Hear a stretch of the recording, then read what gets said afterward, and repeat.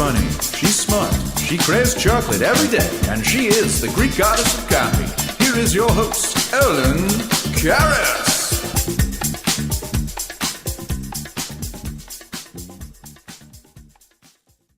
Hello, everybody, and welcome to Karis's Comedy Corner. My name is Ellen Karis, and we're still in Corona lockdown, which means we're doing a Zoom podcast, but I have to tell you, I am enjoying them. The Zoom podcasts, stand-up comedy on a Zoom, that we'll talk about that, but the Zoom podcasts seem to be working. So I'm very grateful. Want to thank my sponsors really quickly. The first one, Baywalk Marketing. Go to their website, baywalk.net, for all of your advertising and marketing needs. They can help you with any type of a flyer for your business, your social media. They're also experts in the Greek community. Go to their website, hollywoodgreeks.com, for all your Greek entertainment. There will be Greek entertainment. And HellenicFestivals.org to find out where there is a Greek festival near you. And let me tell you, those will be coming soon, okay? It's all looking up. Also, our other sponsor, SelectFlex. Go to their website, selectflex.com. What is it? It's an orthotic. What do I do with it? You put it in your shoe. Why?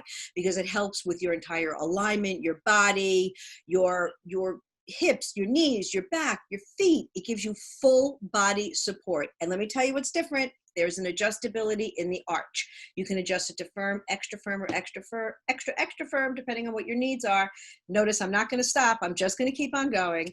I have them in all of my sneakers and flat shoes, and they are absolutely fantastic. And for Karis Comedy Corner listeners, there's a 25% discount. Go to their website, selectflex.com, selectflex.com, and type in the code FAMILY25, FAMILY 25, and get a 25% discount. Trust me, they are absolutely fantastic, and we thank them for sticking with us. Okay, I'm very excited. One of my favorite people is on the show, and he will have so much good information and such great insight into talking about not only the world of stand-up comedy from a comedy perspective, from a business perspective, but also since he has been a small business owner in New York City for over 30 years, he will have a great perspective of what he thinks this lockdown has done to us. I love him for a lot of reasons. One, and I have said this to him privately and publicly on Facebook posts, he puts the M in mensch. He is a mensch. He's a wonderful man. He's a man of his word, and he has helped so many comedians for decades in this business, stage time, get their start, connecting them. We're going to talk all about that. But he and I have two big connections. Well, I guess three. We're both New Yorkers, Manhattan, he's Brooklyn, although I've got those Brooklyn roots, so I always feel like I'm half Brooklyn. Two, he was an accountant, and I, as my viewers know, I was / always will be an accountant, as will he. And he's Greek. Yes, Sephardic. So so when I hear someone, even if you tell me you're like a smidge, like a schmear Greek, to me you're all Greek. That's what Greeks do. We pull you in to our Greekness. So without further ado, please welcome the owner of Broadway Comedy Club and Greenwich Village Comedy Club in New York City, and the author of the new book, I Did It on a Dare, which I just finished and is fantastic. My guest, Al Martin. Thank you. I'm still stuck on arch flexibility. Oh, okay. Oh, I've got to get that after the show. My walking gait is a mess, and I need arch flexibility. I'm convinced that it's going to help with that. It's a great product. But thank you so much for coming on, taking the time. I know you've been doing a lot of podcasts and interviews, and you just got interviewed by the New York Times a few weeks ago about the state of comedy. Yes. And it's quite a state. So first of all, what's been going on with you? Like, where are you? Because you're half Floridian and then half up in New York. So I spend the winters in Florida, and I was originally scheduled to be here till last week.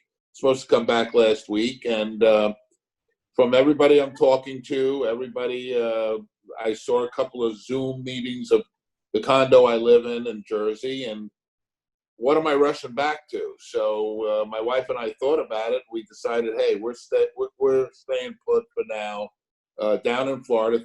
We're probably about 4 weeks ahead of you. Mm-hmm. Things are starting to open up down here. We're going to restaurants at 25% to 50% capacity.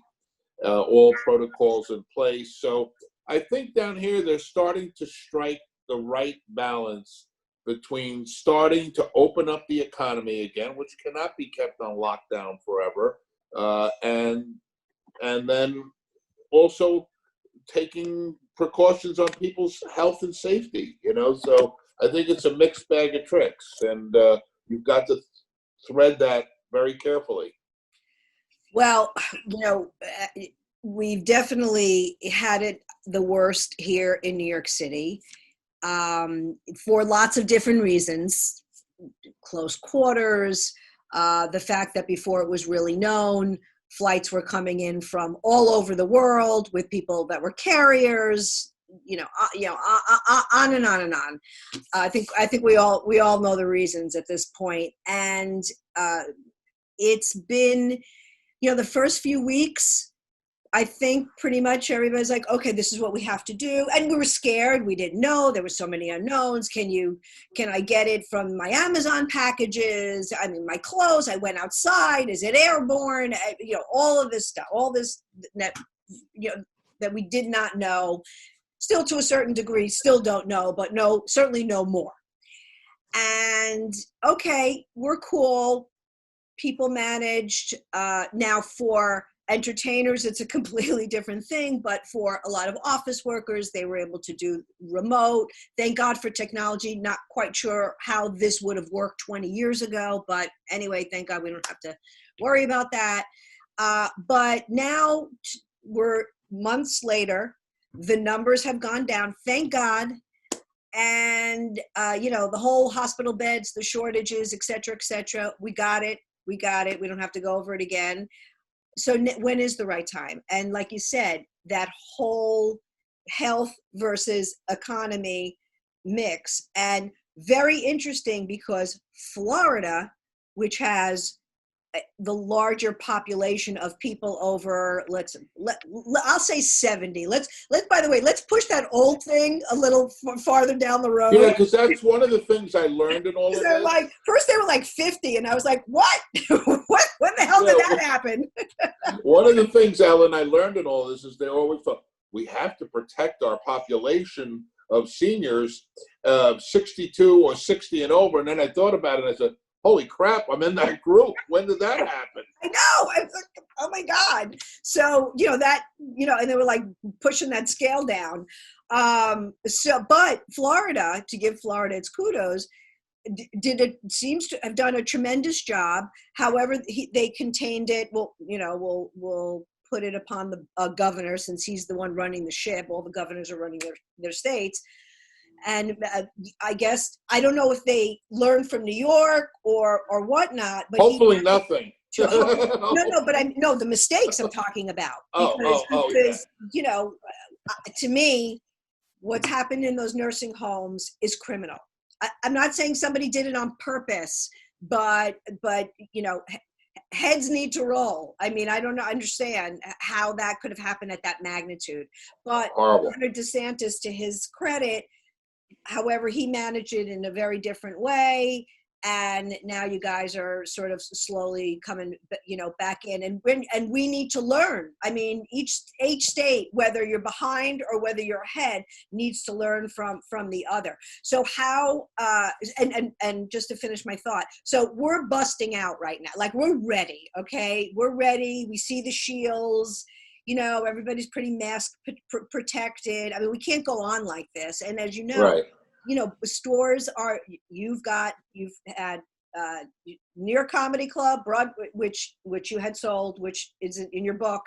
But you're still the owner of the Broadway Comedy Club and Greenwich Village Comedy Club. And what do you do? What do you do? And to top it all off, it's entertainment, which means people putting people in a small or a more Right. confined space.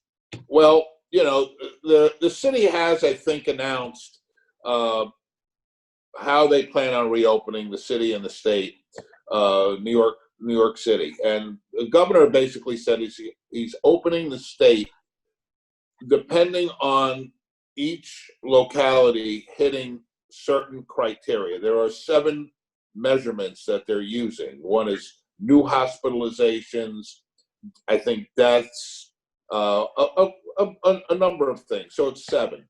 As each economy hits or region of the state hits that benchmark, they will be permitted to open.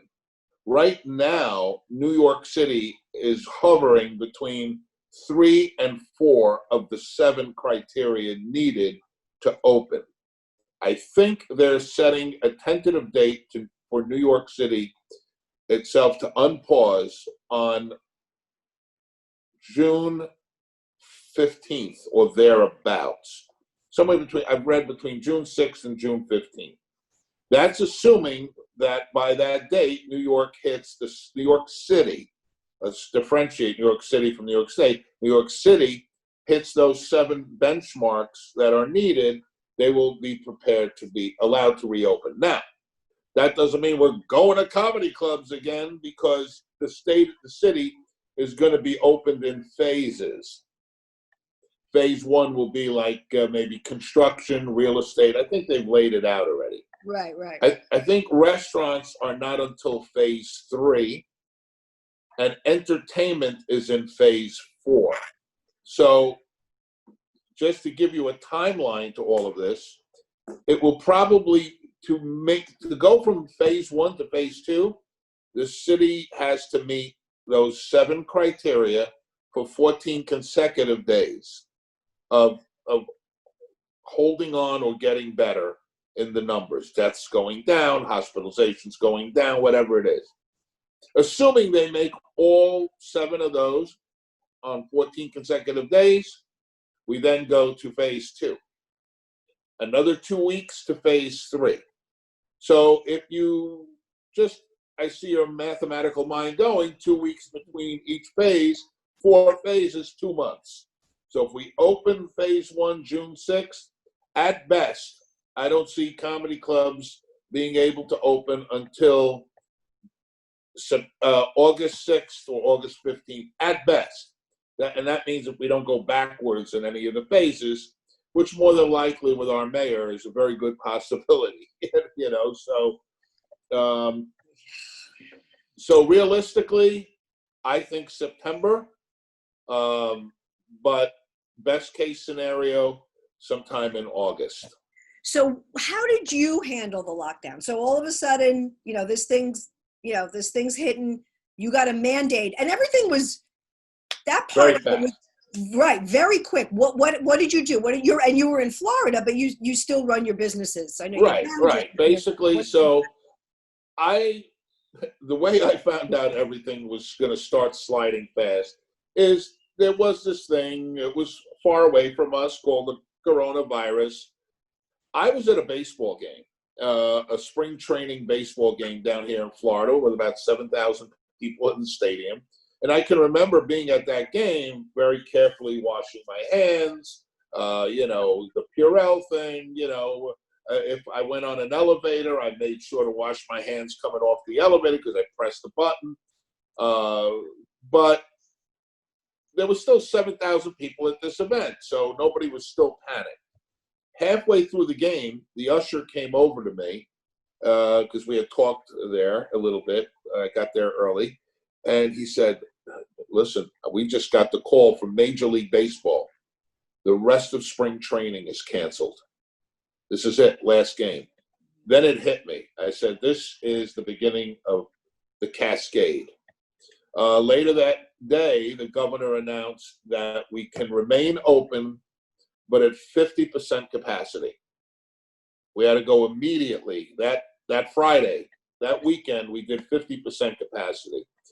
Then on Sunday morning, I was reading the New York Times, and there was a picture, front page New York Times, it was taken from a local comedy club. Some listen, you can really direct the narrative of anything with a photo, and take that photo and make it anything you want. It was 6 comedians hanging out in front of a comedy club. And then the headline was comedy clubs or, people not paying attention to 50% rule. They made it look like a throng of people. It was 6 people. It was a club down the block from me in the Village, where very well-known club. And I knew for a fact that they social distanced that night because other comics told me they were obeying the 50% rule. They were not going over their allotted capacity, but someone just took a really bad photo and made them look bad. I knew right then and there we were going to get closed any day. And then sure enough, the announcement came effective that Monday. 2 days later, at 9 a.m., you cease operations. And I believe that was March 16th, and my business, as well as many others, have been shut down since then. And how are you managing? Well, the bulk of my time, Ellen, has been spent on 3 major things. One,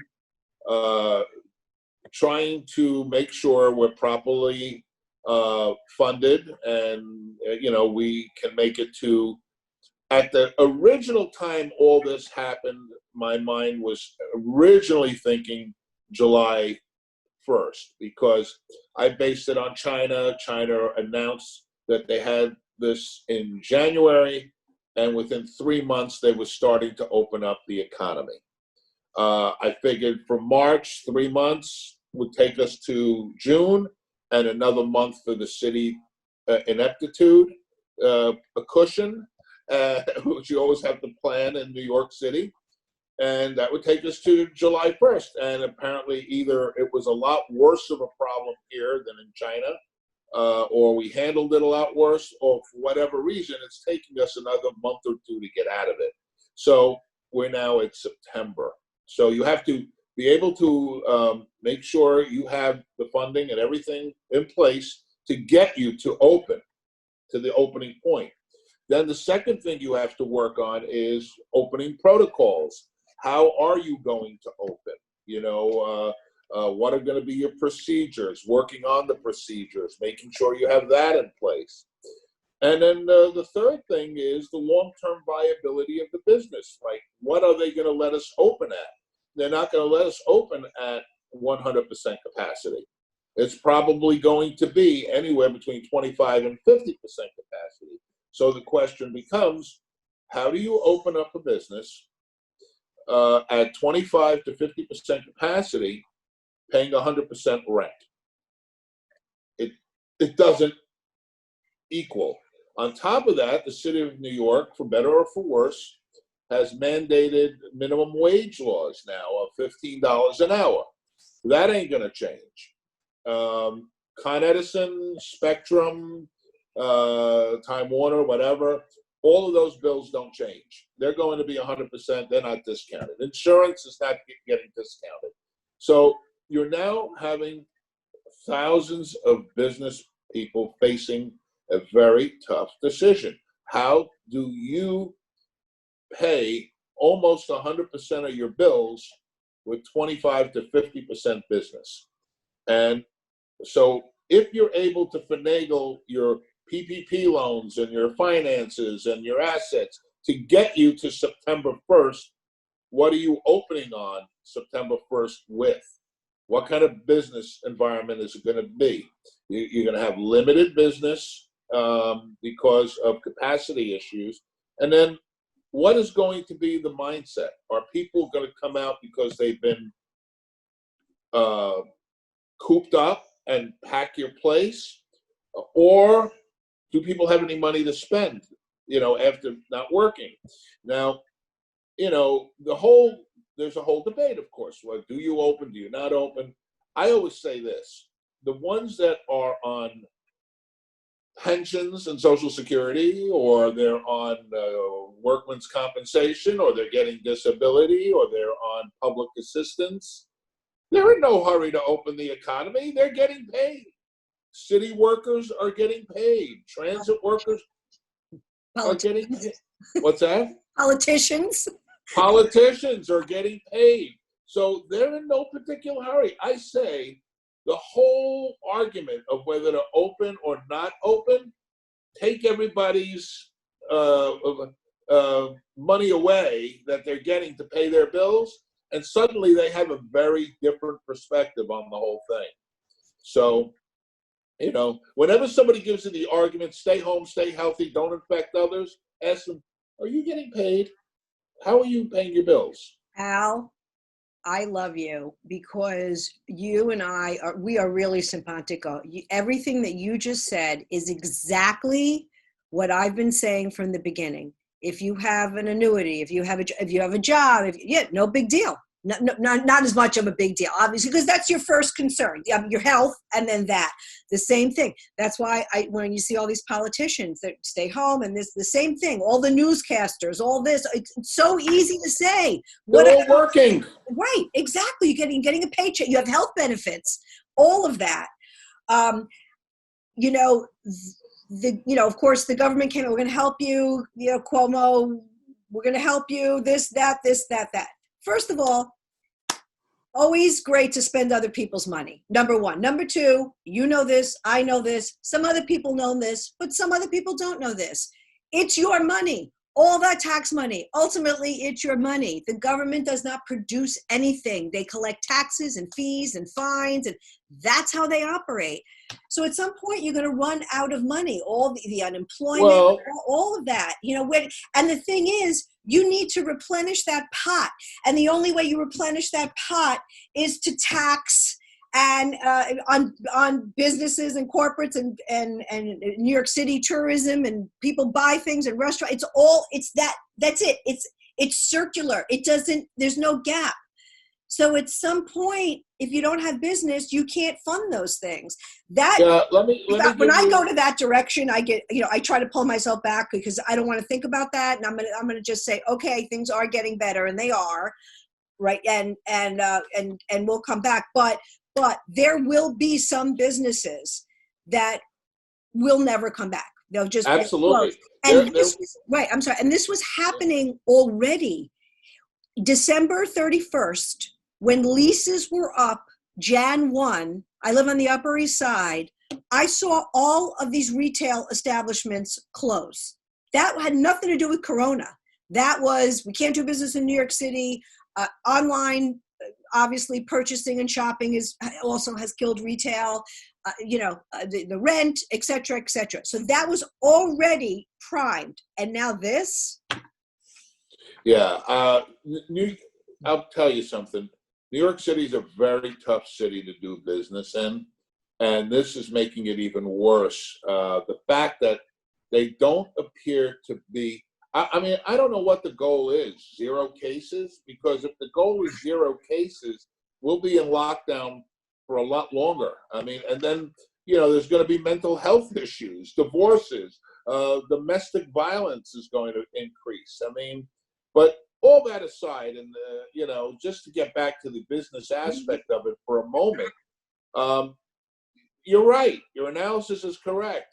At least 30% of your restaurants that you are familiar with, that you love, are not going to reopen. They just cannot make it. I was just talking to a person today, a restaurateur, who was asking for some advice from me because she knows I've been around a long time and she's relatively new. And the story made me almost want to cry. She put, although you might not be as sympathetic, she was a Turk.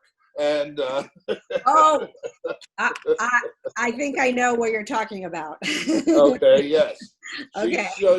She was Turkish. She's Turkish and a very sweet woman. Runs a nice restaurant, and she was depressed and she was sad. And I said to her, "This, what a lot of restaurateurs are talking to me about." Because I sit in on a lot of webinars, restaurant industry webinars and stuff. The talk is, what are we killing ourselves for? We're taking out these PPP loans. 75% of it has to get given to employees. You have to rush the time frame in which you're giving them the money back. And the money you can keep is only 25%. And with New York rents, that might buy you a month or not even a month of rent and to get all this forgiven. So a lot of the restaurateurs are starting to think, unless I strike a deal with my landlord of some sort, I'm not gonna kill myself. I'm gonna hand back the keys. And there was a very interesting piece of legislation that most people are not aware of or don't really have a need to know about it. But a lot of businesses, when they rent their space, they give something of a limited personal guarantee to get the space. It's called the good guy clause, meaning that if they go out of business, they have to give the owner of the property a certain amount of notice, make sure it's returned in clean condition, and the landlord usually gets to keep the security deposit, which is usually 3 months. So what is the law that was passed by the city council? And it might be invariably unconstitutional. There probably will be a legal challenge to it. But the city of New York passed a bill, which I think either the mayor is going to sign or let it just expire into law. That means after 30 days it becomes law if he does nothing with it. He's very good at doing nothing. So that'll probably be the way it becomes the law.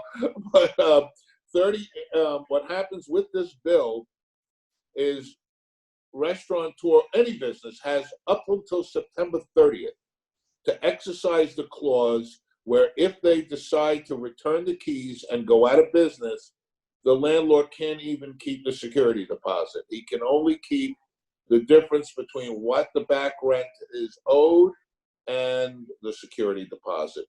And he might not even get that, because if they pull a bankruptcy and go out, the personal guarantee has been eliminated by this legislation. And that's why you're going to see between now and September 30th, a lot of people make the calculation. I'm going to turn in the keys. I'm going to conserve my capital and go look for some real estate bargains early next year, because there's going to be a ton of them out there, and reopen in another location. When Cuomo was talking about the rent and that nobody could get evicted and whatnot, and look, that's fine. I hear you. But he didn't take it a step further and said, well, what is the landlord going to do? Because they have bills to pay. And they're still on the hook for real estate taxes and insurance and water and electricity. So, you're just solving one part of the problem. And it's not solving, it's just postponing. And as far as all those loans and all that, I looked into all of that. And, first of all, these government websites, they don't work on a regular day. Okay.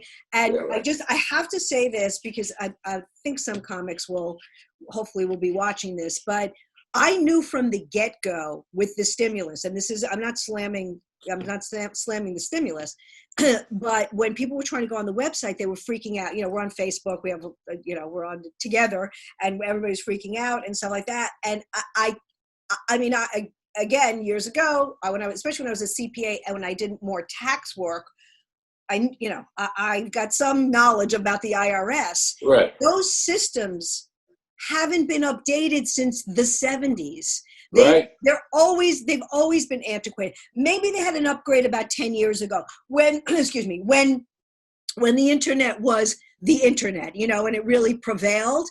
But other than that, and then just to their defense, nobody was prepared for this. So instead of having, I'm just taking a number, 100,000 users, now you have 8 million users. It doesn't work that way. So I knew that was going to be a catastrophe. They seem to be sorting it out.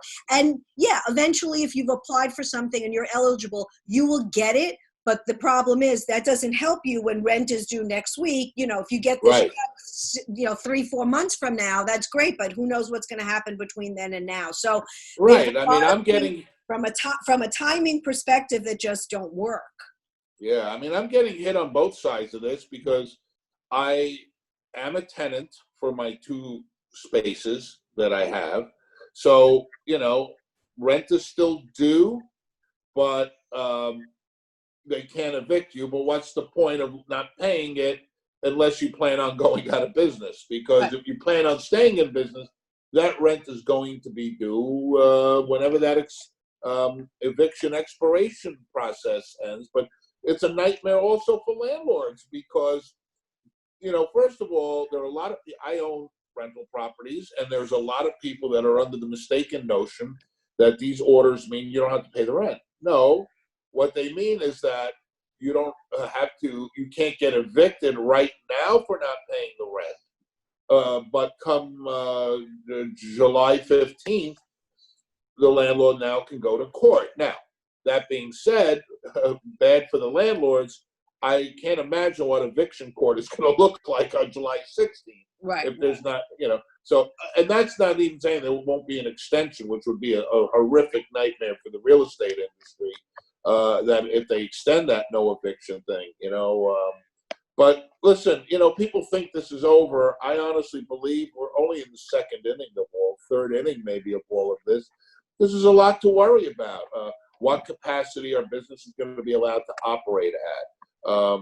What is the demand going to be out there for people going out? Like if I open September, that's the worst month of the year for comedy clubs because a lot of people are focused on back to school. A lot of people are focused on, college students or, getting their classes, their dorms, all that stuff worked out, buying books. They don't have any money for comedy clubs yet, Jewish holidays. So really, the season for comedy clubs doesn't kick up till October. And gee, will we have a second occurrence of corona in October or November? So we wait all this time to open, and we might be opening right into a second wave. Who knows? I don't know. Right. So a lot of people are saying, like, what am I doing? What am I going all nuts here? Maybe I need to think of something else to do because I don't feel like city government or state government or federal government is really working on my behalf. They want you to fill out these forms for forgiveness for the PPP. They're giving you an 8-week time to rehire everybody, and they still haven't come out with full guidance or guidelines on what they want done. And the clock is ticking. We're six weeks away from, having to make a decision whether to pay it off or not. So the whole thing is tiring. And in terms of the of live entertainment, right? Because there'll be stores will open, certain things will open, and right. Again, we'll wait to see. I've been using this term a lot. It's called break-even point. Do they pass their break-even point? And then even if they pass their break-even point, is it worth it? So, which is basically what you're, obviously a lot of. Yeah, that's what we've been talking about. Right. Opening at 50% capacity, 100% expenses. You see, break-even point is very difficult. Right, and so in terms of entertainment, though, right? So on the scale of priorities, and nobody loves comedy more than us, but that's on the lower end of the totem pole for not the ultra wealthy. They'll always have money. We're not talking about that, but we're talking about, the middle class and down. Right. Who is a big part of your comedy entertainment and all, theater world. I mean, theater, a lot of theater seats are filled from tourism of people that come to New York. Let's look at that for a second. For a vacation.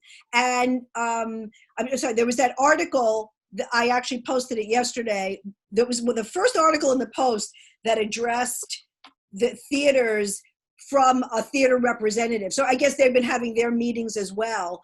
And it all came down to this, exactly what you were saying. And also they were like, we can barely make it when we're full. I mean, I got a little involved in the theater world. We made a small investment, I'll tell you off air, in a play, first time, last time, and never do that again, unless it's my own.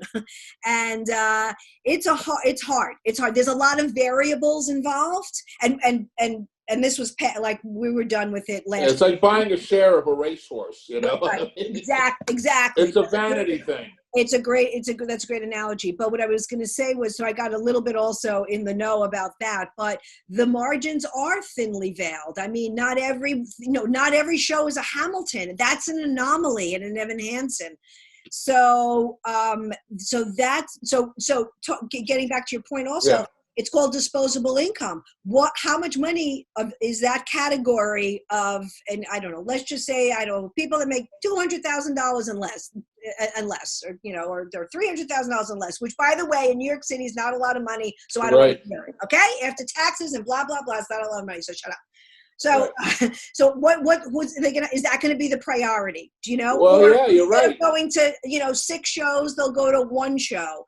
At the theater, whatever it is. But, they're going to use their money for all the things that they've been postponing.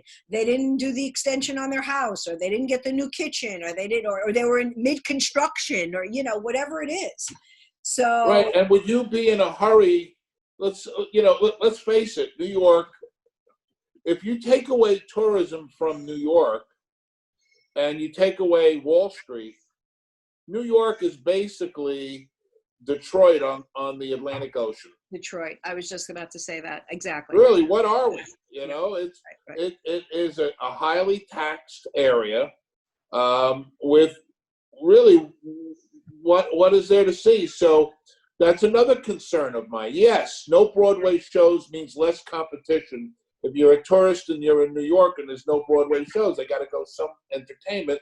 Maybe we'll get them at a comedy club. But the problem is, it's the theater that draws people to New York, being able to go to the theater. Right. The Christmas tree in December, right. The Thanksgiving Day parade for Macy's, July 4th fireworks for Macy's. These are the attractions. I can only see that those major attractions with more than 500-600 seats are going to be reduced in capacity to a point where they're not profitable. Like, picture a Broadway. How do you go to a Broadway play without a vaccine or therapeutics for COVID? Think about, from the point of getting to the line and waiting online to get into a Broadway show. If a show is at 8, they never open that thing till exactly 7:30 it could be 5 degrees outside. They will not open those doors till 7:30. And now you're standing online with 1,500 people on top of each other, going into the theater, going to the bathroom, touching the handrails to go down to the bathroom. And then how do you set capacity? I mean... And I don't know when the last time you got to go to a Broadway show, since you're always so busy, but every time we go, now I'm tiny, my husband's tall, and we complain that they've put more seats in the theaters. I don't know if people realize that they have managed Here's the trick. Reconfigure it so that they've stuck more seats, because we've really become like on top. I mean, I've been going to the theater my whole life. I haven't grown that much since the 5th grade. I don't remember people being on top of me so much. It's really bad. So what's going to happen at Broadway shows is that they might have to take out every other seat, every other aisle, okay, to accommodate this. So now you're taking a 1,500 seat theater and downsizing it maybe to 400, 500 seats. However, actors are in SAG union. They got to get their union dues. The musicians got to get their union dues. Carpenters, electricians. Putting a light bulb in a theater requires an electrician at $60 an hour or whatever they're getting paid. So none of those bills are going to decrease. So if you're paying $200 now with a fully scaled theater, what does that orchestra seat at $200 become when they can only sell now 1/3 of the tickets? Is people going to pay $600 to see a Broadway show? I don't know. I don't think so. Right. So I don't see, Broadway officially has said they're going to be opening in September. I don't see them opening until there is a vaccine or a therapeutic for COVID-19. Right. Same as Major League Baseball, Madison Square Garden, all these large entertainment venues. I don't see how they open up and can, possibly expose people to a virus. I don't see the city letting them do it. I don't see the state letting them do it. And probably in those scenarios, even if they get the go ahead to do it, I don't think they can, there are 2 parts of the equation. What you're allowed to open to, and then what you can economically afford to open to. So And Two very different things. And in New York, where the overhead is incredibly high, it's very different than Florida, where they will more likely be able to sustain that. I'm not saying that, every state, every business has their struggles for sure, but obviously if your expenses are as high, you don't have as much to fall. So it's going to be interesting. So I assume you're just day by day, right? As the news, you make your decisions with the information that you have. Right. I mean, Right. you're not in panic mode, like that's it, I'm out, and you're not like, oh, this is fine. July 1st, everything will be all okay. You're just taking it all in. Right now, as our president often likes to say, all options are on the table. My preference is to open both of my clubs intact, following the protocols in place and open them. However, I got to be flexible for anything to happen. And like I said before, it's going to rely on your landlord's cooperation and negotiations with that, because if a landlord tells a business, any business, I'm not even saying only mine, I want and there are landlords doing that in conversations that I've spoken to with other people. This is your lease, this is your rent, I want my rent, or get out of here, So there are some most business can't do it. So they're going to be out of there. So this is going to be, that's why I say, I feel this is in the third inning. Most places have made rent 1 in March and rent 2 in April. They might make it to May, but then you're going to start seeing the cascading effect, at a number of levels. For instance, June 20th is our next quarterly sales tax due, right. Okay? There's been no business for a lot of businesses. 90% of businesses are closed. So, hey, Governor Cuomo, with all your daily press conferences, where are you going to get the money now to pay your bills? You're in such a hurry not to open businesses, and you had some good reasons for a while, but you got to start to speed it up to open, because you ain't going to have any money to pay DMV and workers, and putting working and DMV in the same category is a little rough, but what I'm saying is, de Blasio, you're not going to get your share of city sales tax money to pay cops and firemen, and right. And then landlords who are going to start now not getting rent and having more and more vacancies, how are they going to pay their property taxes? So, hey, government, again, you're not going to get property tax. So the way this cute little scenario is going to play out, if you look at it 4 or 5 months from now, is the governors and the mayors are obstinate and not moving a little quicker to try to open up the economy, counting on basically knowing they're not getting any income coming in. And then they're going to go to the federal government and say, hey, we need a bailout. We got no money. And the federal government's going to look bad when they say, no, you should have managed this all a lot better at the time and got your economies maybe opened up a little quicker. And now what happens? If the federal government doesn't help the state government, doesn't bail them out, you're going to have attempts by the government, local government, to try to cut pension obligations.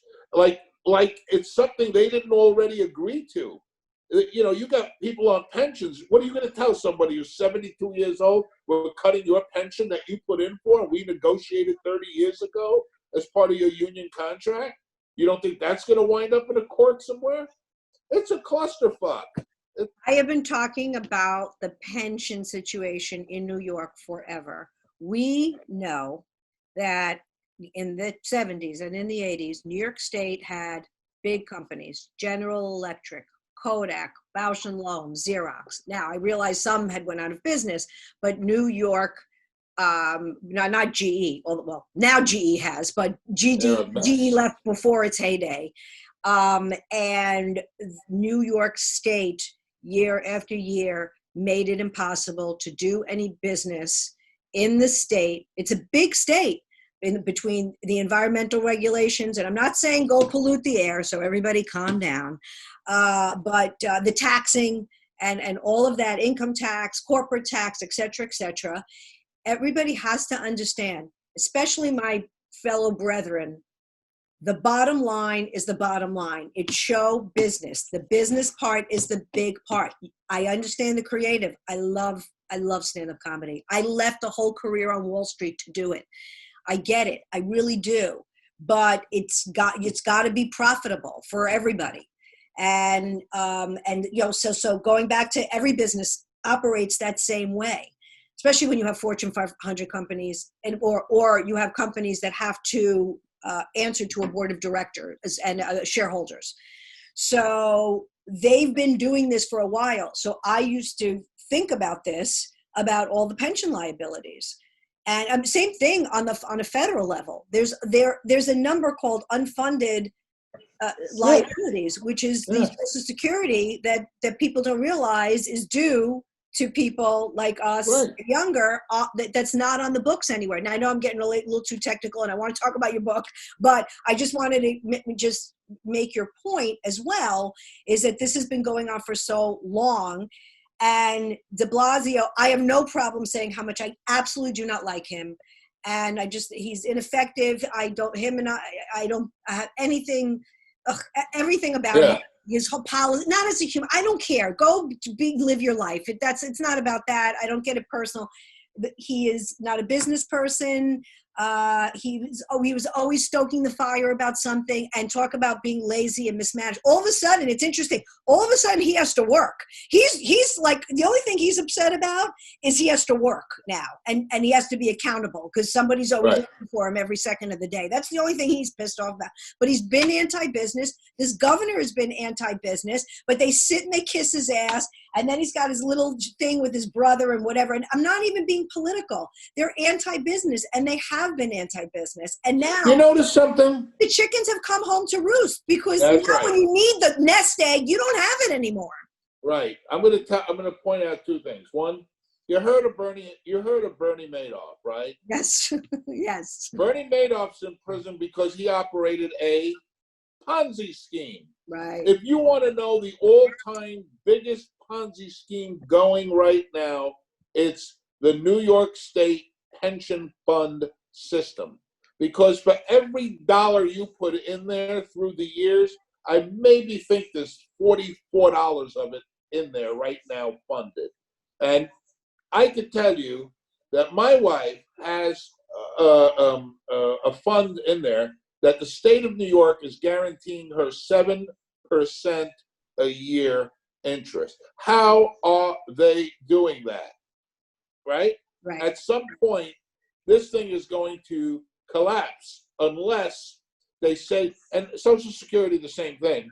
The only way Social Security is going to be saved is suddenly if the retirement age is moved from 62 to 65, 65 from 66 to 70, 70 to 72, all across the board. But anyway, getting away from that point, let's talk about Al Martin's book. Yeah, no, I do. I want to ask you one question about because people have been locked down and not going to comedy clubs. A lot of people are finding their entertainment on Netflix, in particular comedy. As we know, a lot of the huge stand-up comedians like Jerry Seinfeld, Chris Rock, Adam Sandler, they all had already taped their specials and they all got their big paychecks. God bless. But then there's us. There's us. And my fear, just taking away the Corona economics or de-economics, is that people are going to just sort of like in the 80s, how when cable came out and they were putting a lot of comedy, it hit the comedy clubs. My fear is that people again are going to think that these are substitutes because now there's even more platforms to choose from, and it's and I'm going to just say this out loud. All due respect for, again, all the big names and whatever, and this is a hard business and I get it, but, it's unfortunate because most people, unless you're really a comedy connoisseur, just think of that group of, let's just say 50, 100, and I'm talking about ones that are alive now, okay? there's so many more of us that, that we don't get our due for whatever the reason, or, we are not known, or there's certainly tons of good, I'll take myself out of the equation, tons of good comedians that are just as good. You might even like them better because comedy is subjective. So my fear is that, people are going to go to these platforms that have pretty much showcased, not that they needed to be showcased, the very, very, extremely, very, very, very wealthy, and they're not really showcasing, you name the people in your book, Steve Marshall, Mike Buscemi, all these, all of us, running around, and so that's a fear of mine, that people are going to think that that's where you go for comedy, as opposed to going out ultimately to a club and forgetting about New York City. Let me allay your fear on that. Okay. I don't give a crap what anybody is saying about Zoom. Zoom is great for what we're doing here. Zoom is wonderful for business conferences. You want to teach a class, Zoom is wonderful. Zoom is not going to be replacing the live stand-up comedy experience.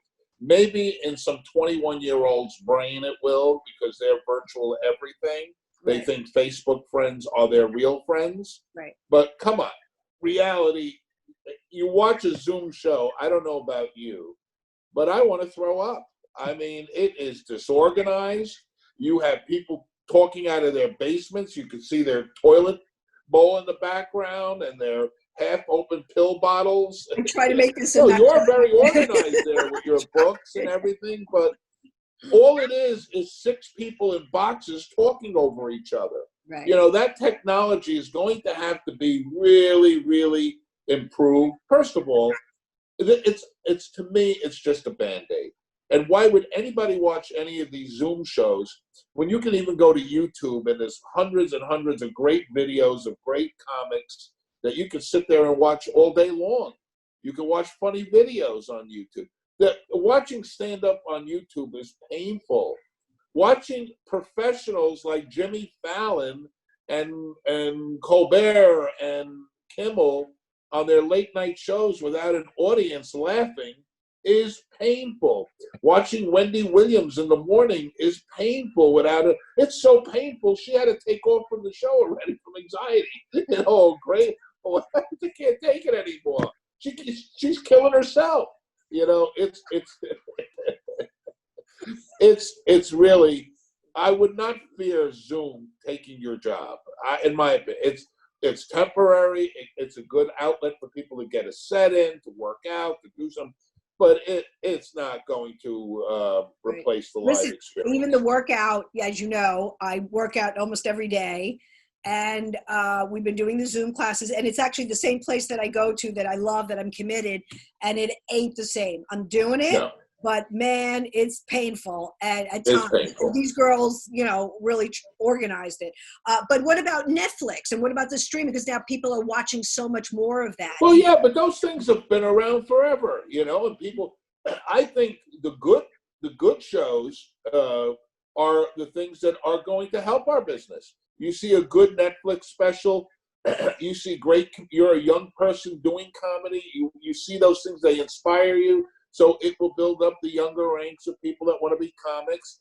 And listen, here's what's going to happen. New York's going to go through a very rough stage for a good year or so, I think, in my opinion, until we get it going again, Now, you say, like young people, they're getting the hell out of New York. They've never experienced anything bad. So, for them, this is Armageddon. They're leaving. They're gone. They're going back to Wisconsin. But there's other, stuff that's going to happen. Rents will come down, and then rents will come down to a place where people will say, hey, you know what? I know a year ago it was $3,000 a month for a studio. Now it's $1,500 a month for a studio. I'll take a shot. I'll move to Manhattan. Tourists, they don't want to come to Manhattan today, right? In a year from now, hotels will be giving out a room for $50 a night, and airlines will make it $99 to fly here. You don't think there's going to people who are going to say, you know what, at $99 to fly there and $50 for a hotel, this is my chance to see New York cheap.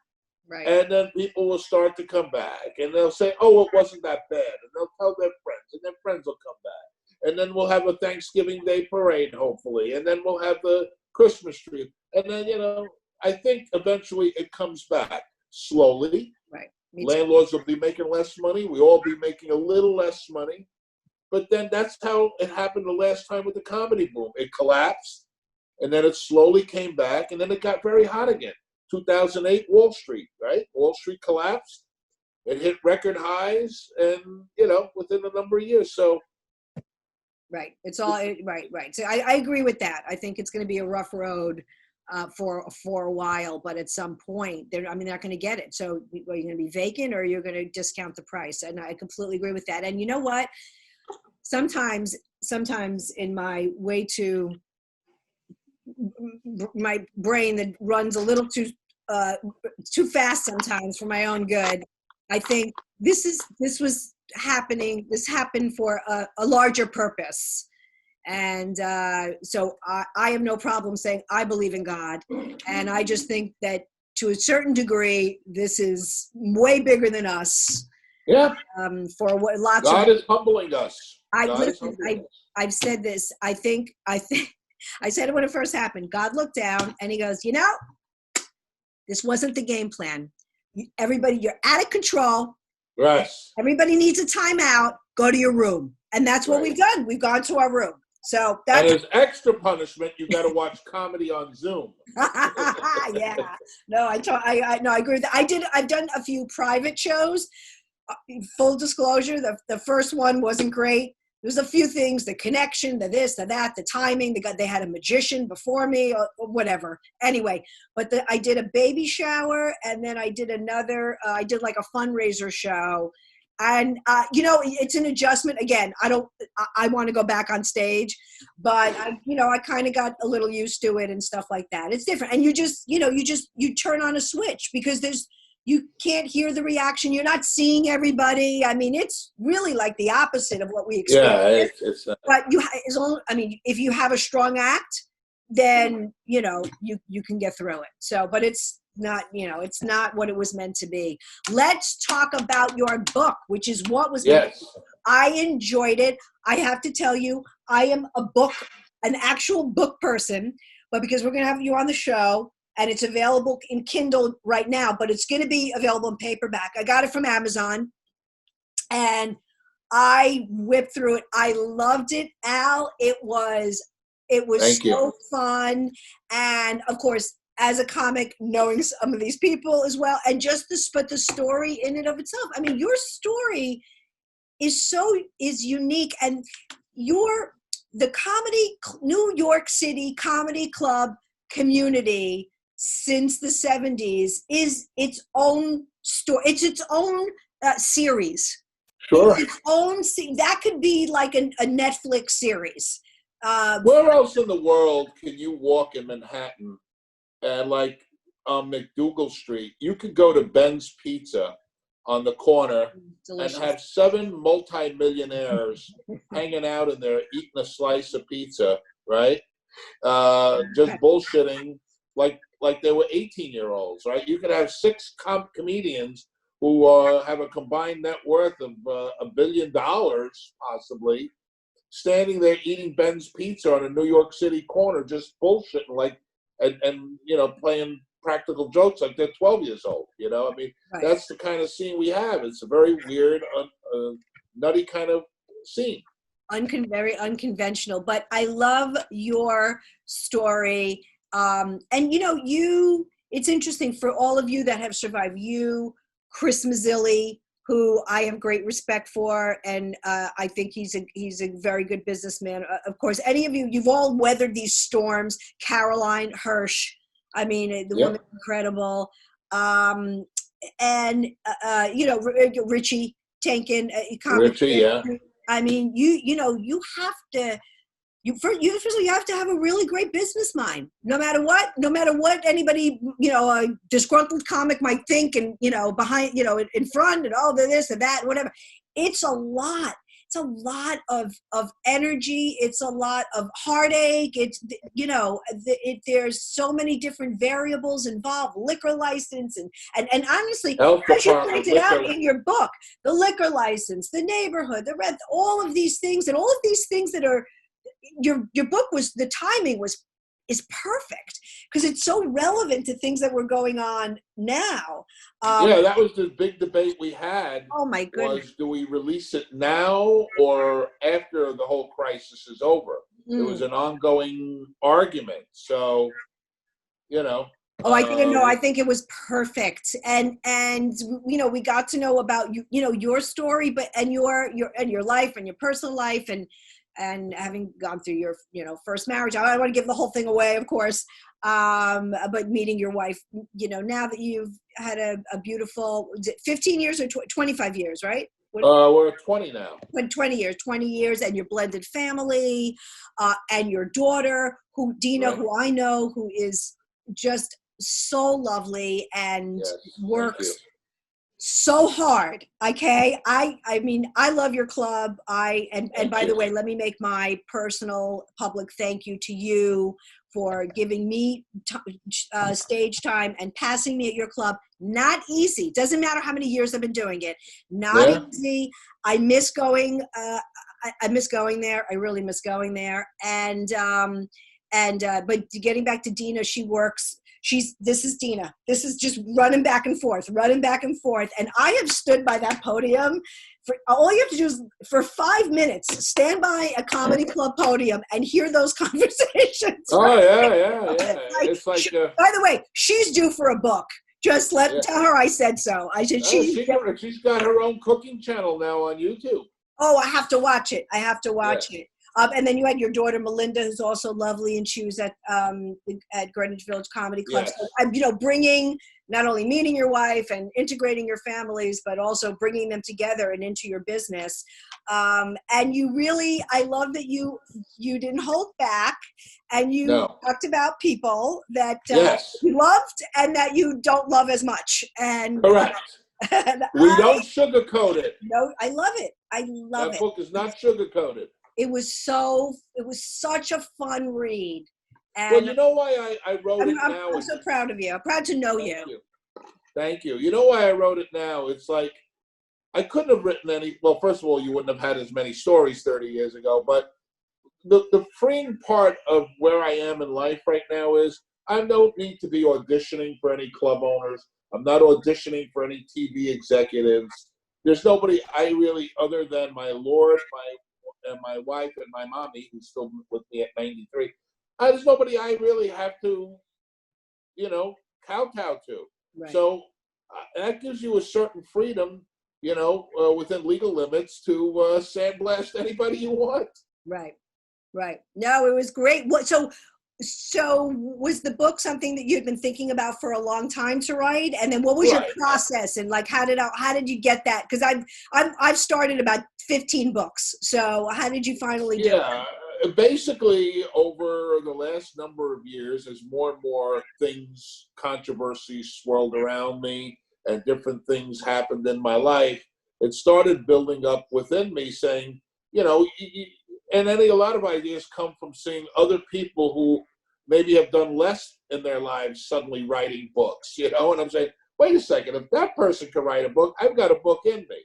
So I started putting together the ideas of the book in a file, but physically writing a book, it always brings me back to a time when I was in high school, and I came out of gym class, and the next class was typing. We had to take a typing class.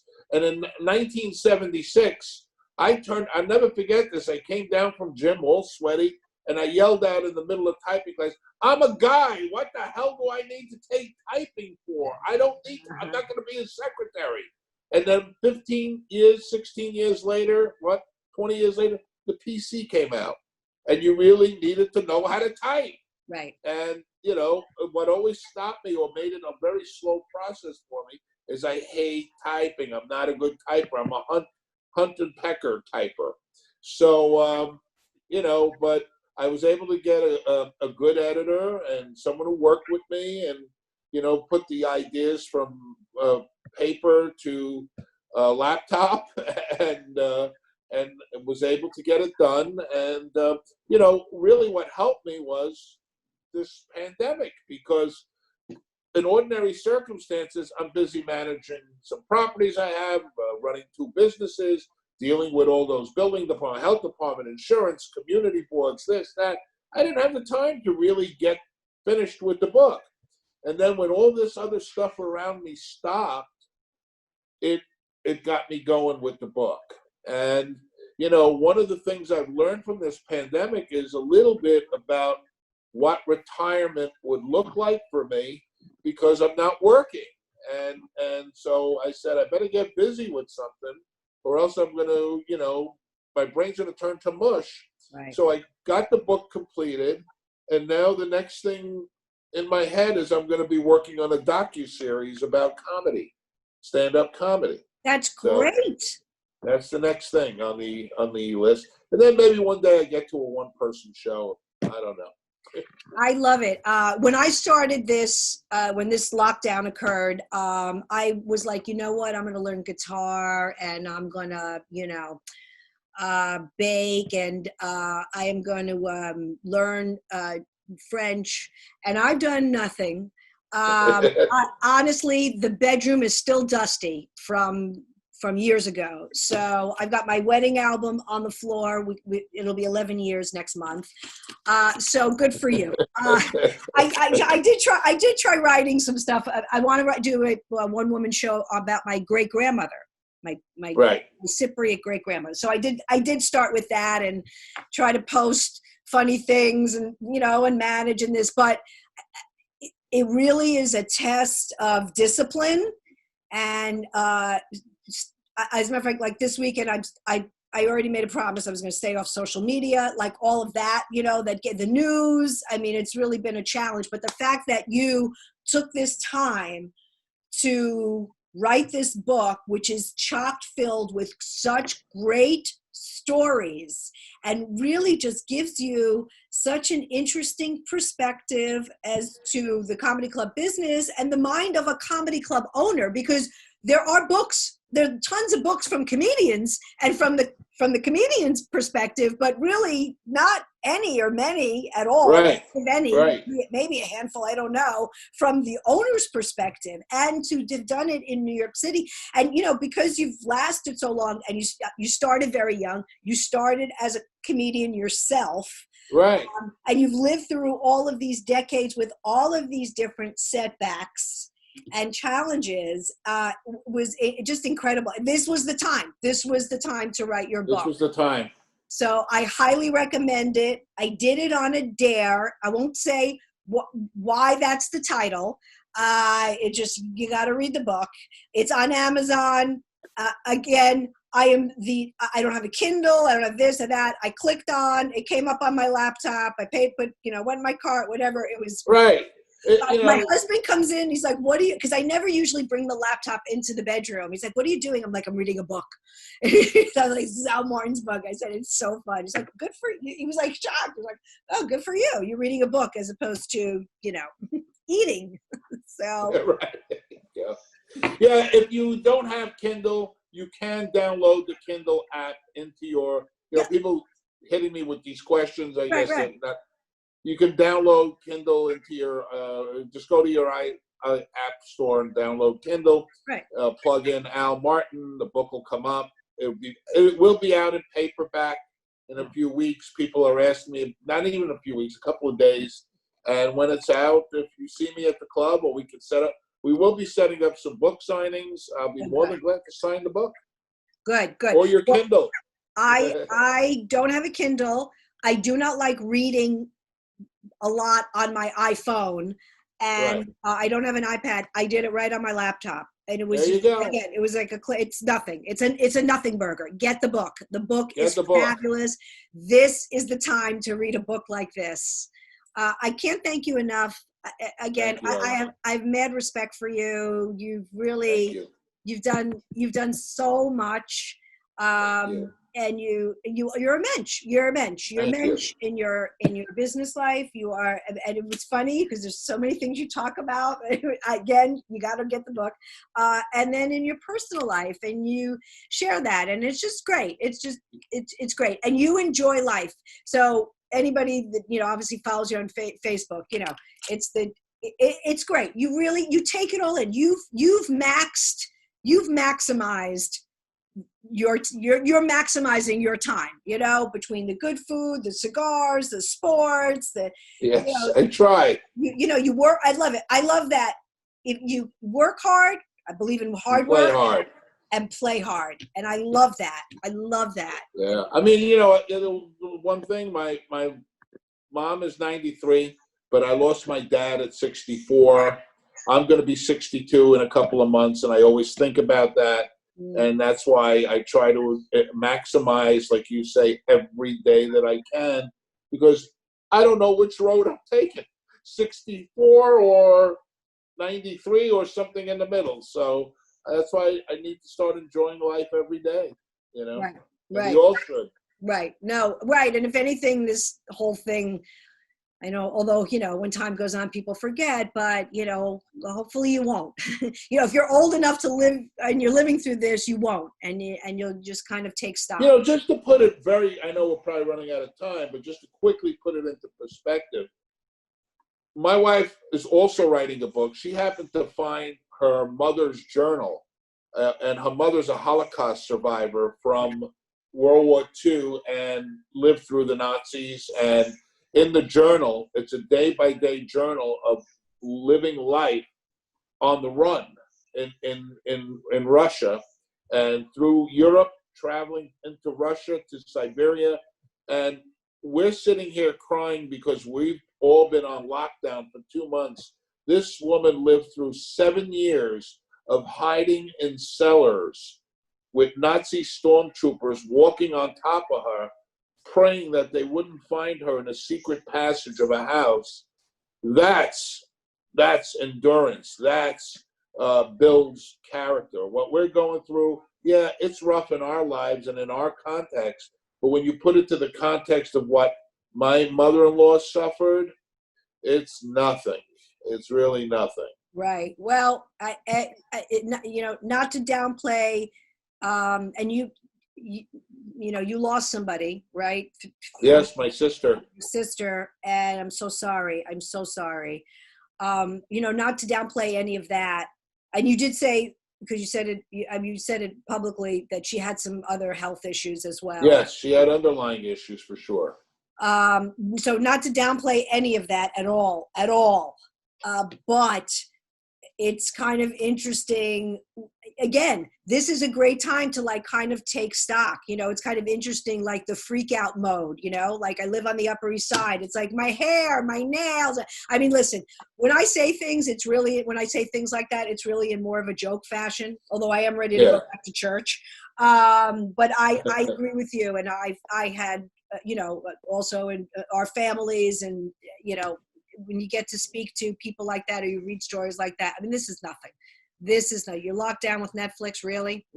Yeah. So it's worse that we're not locked. It's worse that we're locked down with our families. That's pretty bad. That can get scary. Well, I said when this first started, my husband's biggest fear was not the virus. It was being in the house with me for 14 days, which now has been, 9 weeks. So we ran out of things to talk about like week 2. It's like, okay. Or fight about. Or to fight about. I know. All right. Thank you so much, everybody. Stay on for a second, and then we'll just stop it. Thank you, everybody. And please, please, please go buy Al's book. I did it on a dare. Put in Al Martin. Hilarious. It give you a couple of hours of escapism. Great story. I loved it. And so will you. Thank you. Thank you so much. I'm Ellen Karis. Follow me on Twitter and Instagram at Greek Chick Comic. My website, Ellen Karis, Greek Goddess of Comedy. Facebook, Ellen Karis. My fan page, my fan page, Ellen Karis, Greek Goddess of Comedy. And we've got podcasts from other episodes. You can go to my website as well. And Al, I didn't ask you.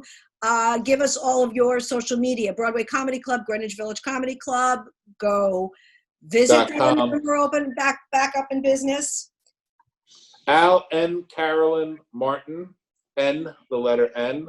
My wife stuck me with this name years ago on Facebook, although Al Martin has his own Facebook page. So I'm starting to update that once in a while. I'm on Instagram through Broadway Comedy Club. You'll find my postings there. Broadway is on Instagram, so And Greenwich Village. LinkedIn, all that fun stuff. Okay, great. All right. Okay. Thank you so much. Till next time. Thank you, Ellen. Thank you.